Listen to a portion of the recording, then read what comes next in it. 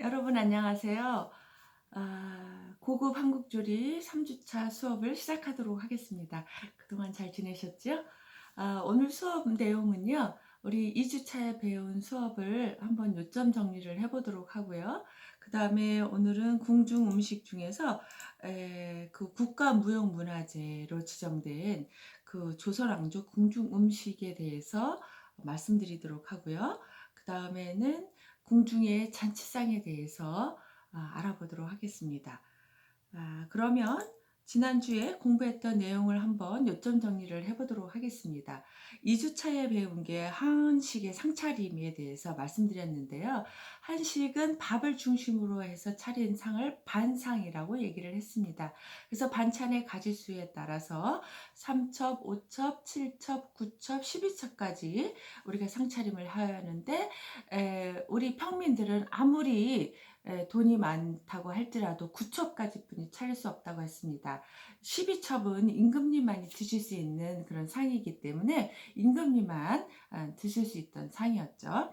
그래서 우리가 그 반찬의 가지수에 따라서 반찬이 3개 올라가면은 3첩, 5가지 올라가면 5첩, 7첩, 9첩 이렇게 얘기를 하는데요. 여기서 기본이 되는 것은 뺀 나머지 반찬 종류를 얘기하기 때문에 실제로는 그 반찬 가지수가 더 많다고 했습니다. 그래서 우리가 기본이 되는 상차림은 밥, 국, 찌개나 찜, 전골, 김치류, 장류 이거는 빼고 얘기를 하는 거죠. 그래서 우리가 삼첩은 뭐 구이나 적 중에서 하나 하고 생채, 뭐 젓갈, 뭐 이렇게 해서 반상이 이루어지고요. 우리가 손님 대접을 한다 하면은 적어도 5첩 이상이 되는 상차림에서부터 손님 대접을 위해서 준비한 상차림이라고 얘기를 했고요.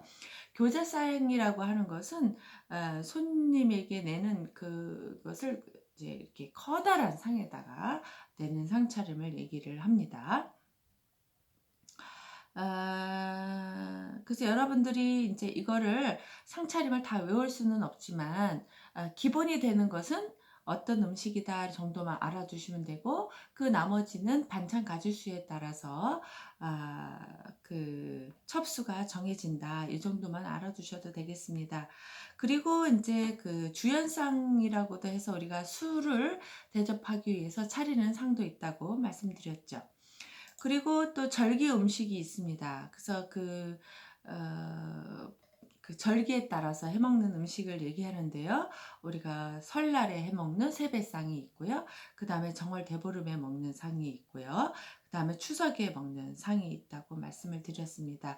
그래서 우리가 설날은 떡국을 중심으로 해서 차린 상차림인데요.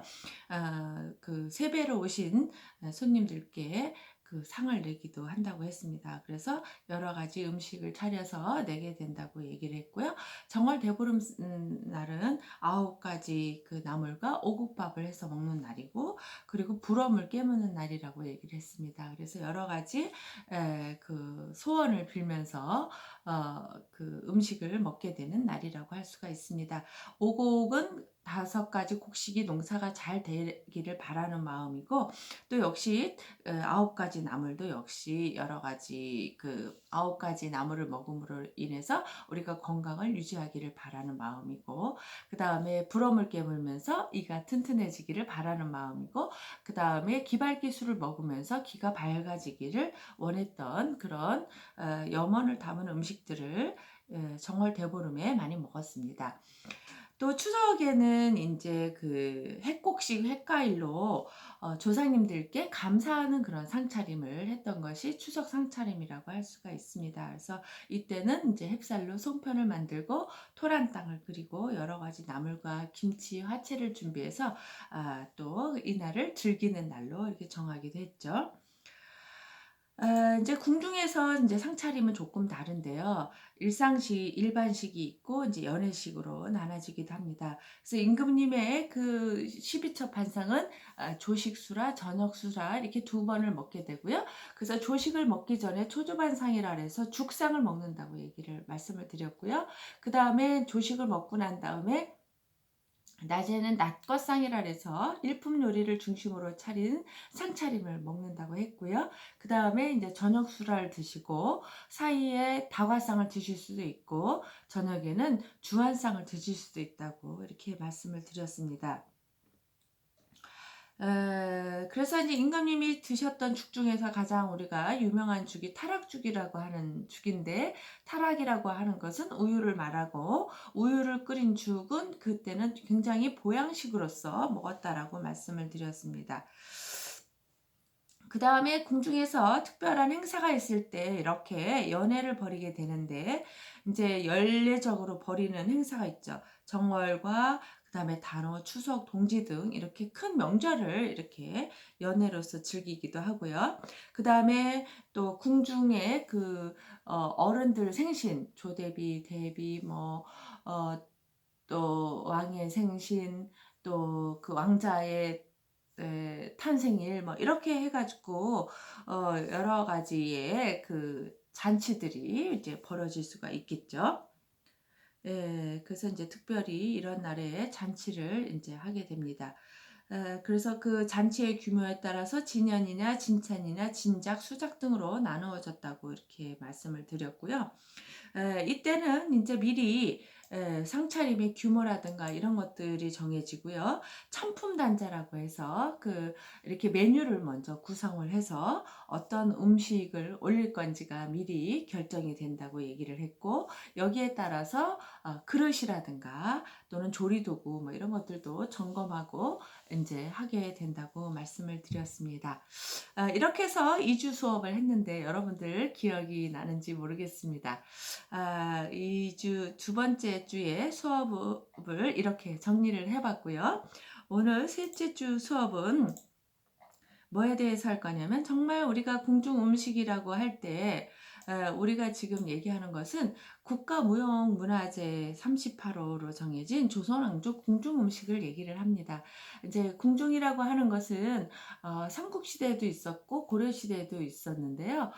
우리가 무형문화재로 지정된 것은 조선왕조 궁중 음식이 되겠습니다. 그러니까 조선시대에 임금이 먹었던 음식을 무형문화재로 지정했다, 이런 얘기가 되겠습니다.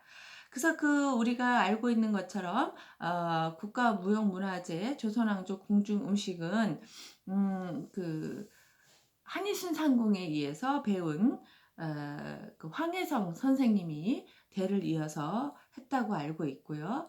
지금은 현재는 그 황혜성 선생님이 돌아가시고 난 후에 는 한복녀 원장님과 정길자 원장님에 의해서 궁중 음식이 전수되고 있고 무형문화재로 지정이 되셨습니다.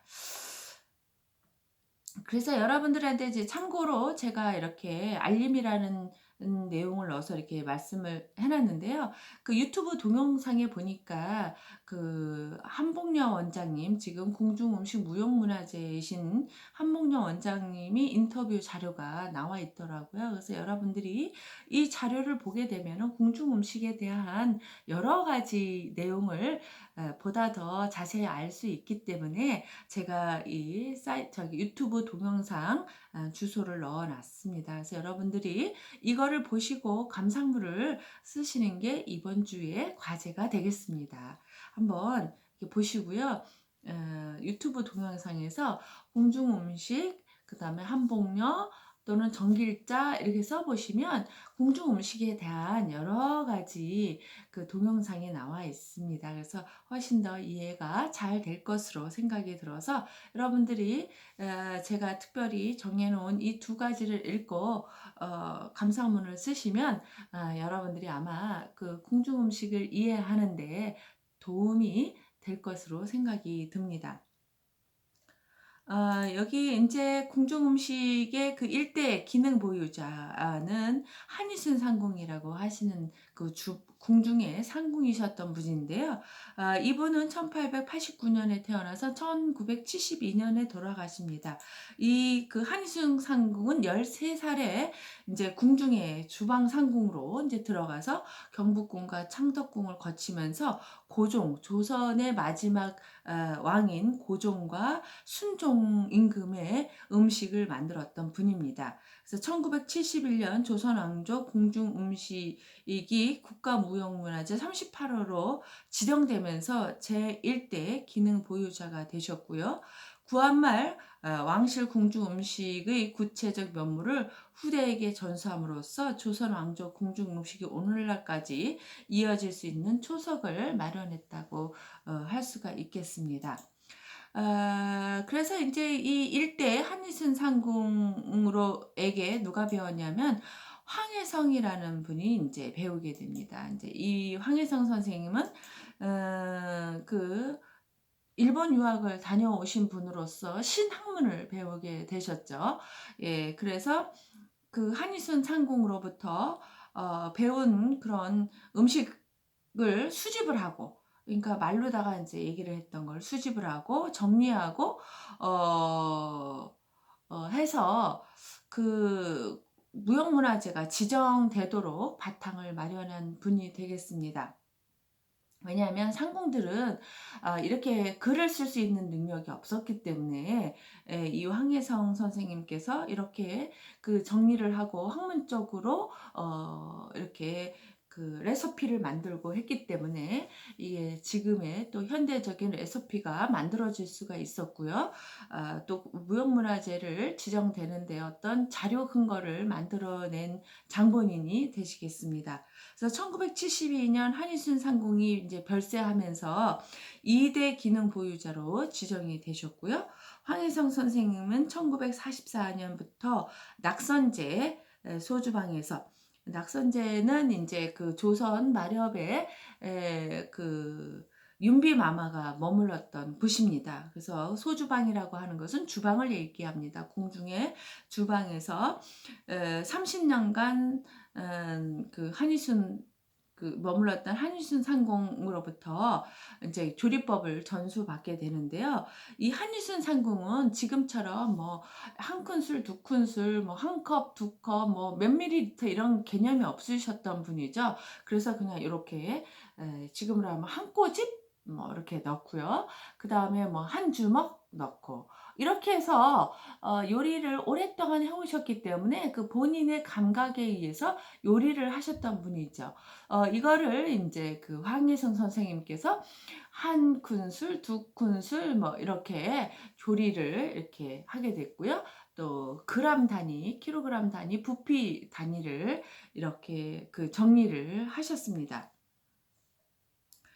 그래서 이제 2대 기능 보유자로 이제 황혜성 선생님이 되셨고요. 그래서 이제 황혜성 선생님이 이제 그 전수 후대의 전수 사업에 많은 노력을 기울이셨고, 또 공부를 많이 하셨기 때문에 궁중 음식과 관련된 옛 문헌을 이제 조사했고, 전수받은 궁중 음식의 조리법을 뭐의 원형과 변천을 연구하는 등 조선 왕조 궁중 음식의 체계적인 연구가 될 수 있도록 학문적인 기틀을 마련하셨습니다. 그래서 황혜성 선생님은 이제 그 지역의 향토 음식까지 이렇게 연구하면서 한국 음식의 특징도 이렇게 말씀하셨고, 그 궁중 음식이 과연 우리 일반 백성 음식과 무엇이 다른가를 또 찾아서 연구한 업적도 굉장히 크십니다. 그 다음에 이제 3대의 기능 보유자가 되신 분이 이제 그 한복녀 원장님과 정길자 원장님이신데요. 한복녀 원장님은 궁중음식 연구가인 고 황혜성 교수님의 그 맏딸로 태어나셔서 어려서부터 음식하는 것을 보고 자랐습니다. 그리고 1970년대부터 조선왕조 궁중음식을 전수받기 시작했고요. 1971년 우리 전통 음식 보급 및 현대화에 힘쓴 공로로 문화부 장관 표창을 받기도 하셨고요. 2000년대는 남북 정상회담, 2005년도는 에이펙 정상회담 등 주요 국가 행사 때마다 다과회 및 만찬 메뉴를 자문하셨습니다.